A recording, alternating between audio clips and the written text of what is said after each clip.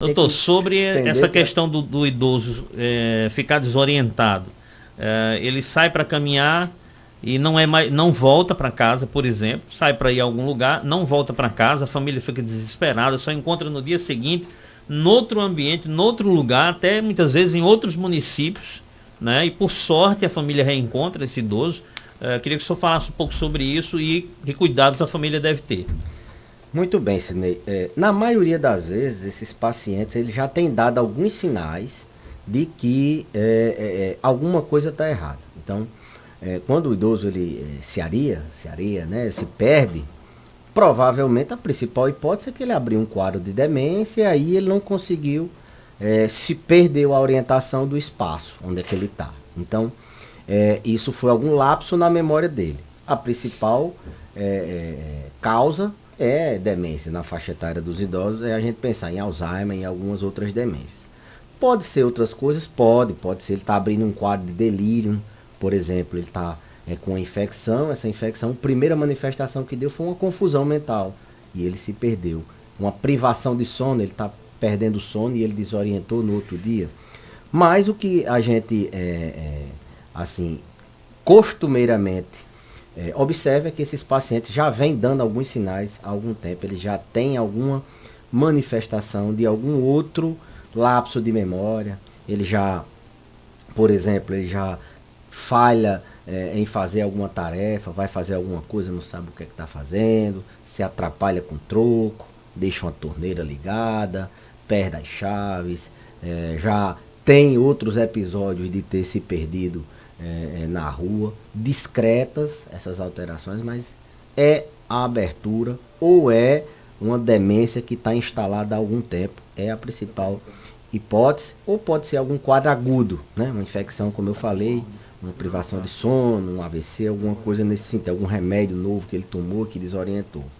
Então, a primeira coisa é as famílias não titubearem quando perceberem sinais de esquecimento, né? Na verdade, a avaliação periódica mental do paciente idoso, ela deve ser incluída da mesma forma que a gente faz avaliação periódica física, fazer check-up, avaliação de rotina, pelo menos na geriatria a gente avalia também o estado mental do idoso.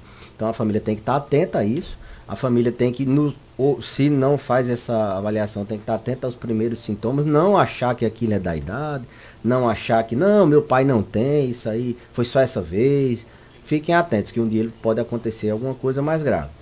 E quando se perder, é sempre bom as pessoas terem, ou antes, avisado a vizinhança, todo mundo saber que aquele paciente, aquela pessoa pode se perder, que além de se perder, ela pode também querer fugir de casa. Ontem eu até respondi algumas perguntas no Instagram nesse sentido. Então, avisar a vizinhança, se possível colocar alguma identificação na carteira, no bolso, uma pulseira, identificando o número para entrar em contato, identificando que o paciente tem Alzheimer, o nome, alguma coisa nesse sentido.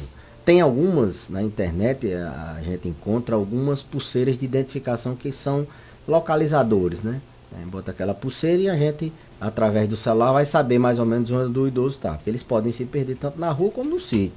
Vai para o cercado, ou foge, e a ideia de ter essa localização é importante. Então a ideia, se antecipar ao problema, não deixar a coisa tomar proporções ao ponto do idoso desaparecer e a família ficar desesperada atrás. Isso pode ser evitado, isso pode ser mitigado, minimizado. Então, ficar atento a orientações como essa, avisar a vizinhança, deixar alguma coisa de identificação, pode ser pulseira, e existe alguns mecanismos, algumas tecnologias que a gente consegue achar o paciente idoso. Mas fundamentalmente é tratar a demência ou algum quadro agudo que tenha aparecido. Muito bem. Lembrando que você pode mandar sua pergunta para cá no 3421-2270. 3421-2270 é o contato aqui para você mandar sua pergunta em áudio ou em texto para a gente aqui, tá certo? Tem inclusive já pergunta no Instagram, tem pergunta no WhatsApp, a gente vai fazer, tá certo? Aos poucos aqui passando para o doutor. Vamos para a primeira pergunta de áudio. Vamos lá, Alexandre. Dona Maricô. Tá, doutor Belize, a Maricô daqui do Castelo. Doutor Belize, olha, eu sou assim, se eu for pra rua, no coletivo, quando eu chego na rua, eu não sei, eu fico meia areada, assim. Eu olho assim, pra mim é outra rua. E se eu for conversando, ainda pior dentro do coletivo. Aí que eu não sei nem as paradas onde chega o coletivo. E quando eu venho também, se eu vier conversando, eu fico com a cabeça baixa, conversando com as pessoas. Aí pronto, passa da parada e eu não sei. Vou parar no outro canto. Já aconteceu 2 vezes comigo isso. Ó, bem, nesse caso, a gente tem que fazer alguns questionamentos. Isso sempre aconteceu, sempre foi, isso pode acontecer com pessoas mais jovens, de desorientar às vezes se perder. Sempre aconteceu ou está acontecendo agora na velhice? Se está acontecendo agora na velhice, é interessante que a gente investigue, que a gente aprofunde a investigação em busca de alguma demência, que de uma hora para outra pode acontecer que ela realmente se perca e isso traga um prejuízo maior. Então, sempre foi assim ou tá acontecendo isso recentemente? Uma outra coisa que deve ser pensado aí é se ela está realmente prestando atenção no caminho. É um caminho que ela sempre vai, aquele coletivo vai sempre pelo mesmo caminho, e ela não vai conversando ali, não presta atenção onde é que está. Isso acontece mais em grandes centros. A pessoa anda muitas ruas, estado como Caicó, é até menos provável que isso aconteça. Então, será que é só quando conversa? Será que ela está perdendo a atenção? E aí perde as referências das ruas, né? Por exemplo, a pandemia, 2 anos, pode ter modificado alguma coisa na linha, ou mesmo nas construções, nas paradas. Tem que ver se tem alguma coisa nesse sentido também.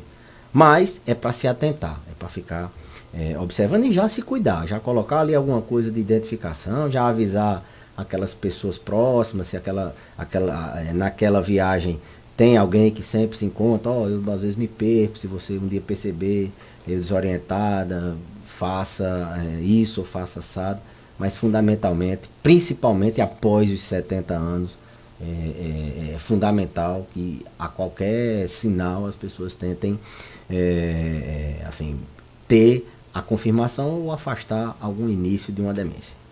Tem mais outra pergunta de áudio, vamos lá. Boa tarde, doutor Belize. Eu queria saber a informação do senhor. Eu tenho 64 anos. Isso já pode acontecer comigo, um exemplo? Ou eu ainda tenho tempo para desencarretar esses problemas? Olha, eu sempre digo, algumas doenças, elas não são para quem quer, é para quem pode. Por exemplo, a demência de Alzheimer, você tendo genética para ter, você querendo ou não, a probabilidade de você ter existe. Você tendo idade também. As duas coisas somadas, elas respondem por 70%, 80% do risco de você demenciar. Os outros 20%, 30% são fatores preveníveis, como escolaridade, álcool, inatividade física, sedentarismo, sono, ter depressão, não tratar, má alimentação, estresse. Então, a maioria é para quem pode, quem tem genética, quem tem idade, mais de 70 anos. Então, na idade dele, 60 é raro. A gente falou de Alzheimer precoce em alguns programas atrás. É aquela demência de Alzheimer que aparece antes dos 60 anos. Mas é raríssimo, é muito raro.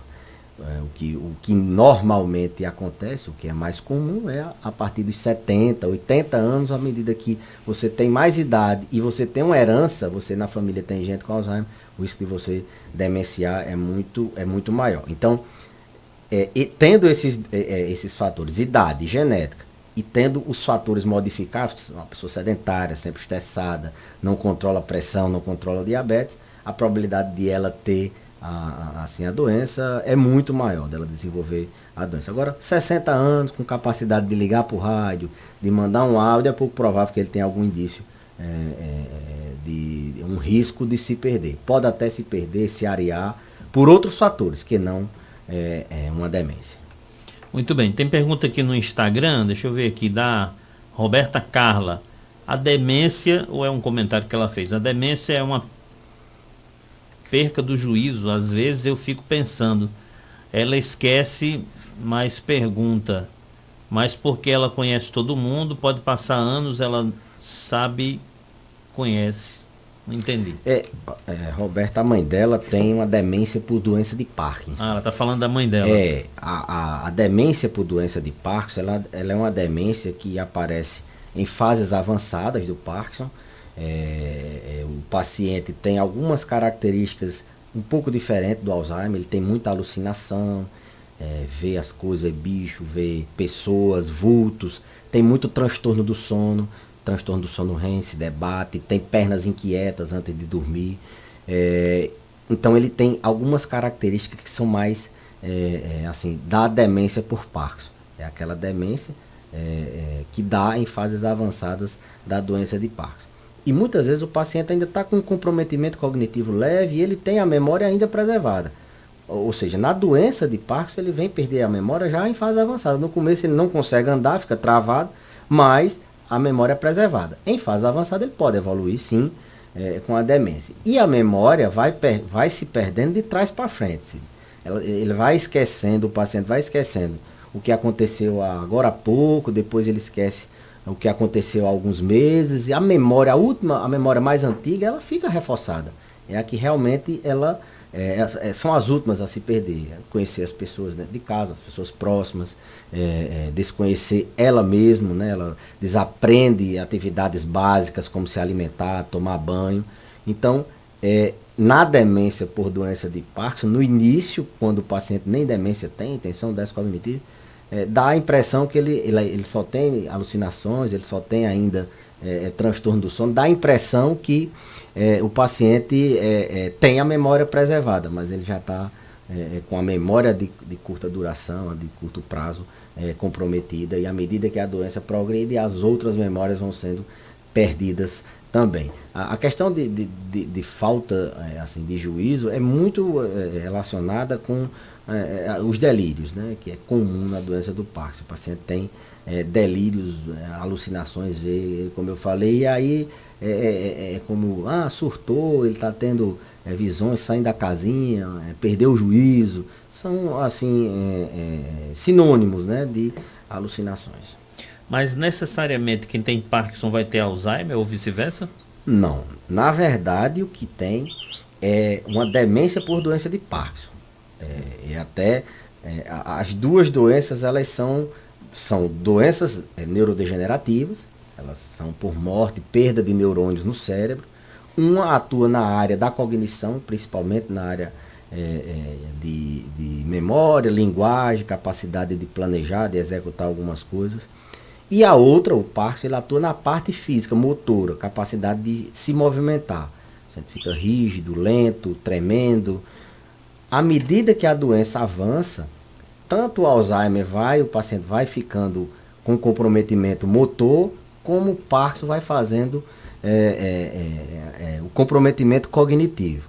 Então, não é que quem tem Parkinson vai ter Alzheimer, vai ter uma demência. Agora sim, não é uma demência de Alzheimer, é uma demência por Parkinson. Agora os sintomas são um pouco diferentes, mas finda sendo o mesmo cuidado, até mesmo os medicamentos que a gente utiliza são parecidos. Então, o paciente que tem Parkinson, ele pode ter sim demência em fases avançadas, e o paciente que tem Alzheimer, em fases mais avançadas, ele vai perdendo essa parte motora de movimento, essa parte física, em demências bem avançadas. Então, são duas doenças que eu sempre digo, são doenças nos neurônios, no cérebro, mas que comprometem o indivíduo todo, que comprometem a família, que comprometem a sociedade.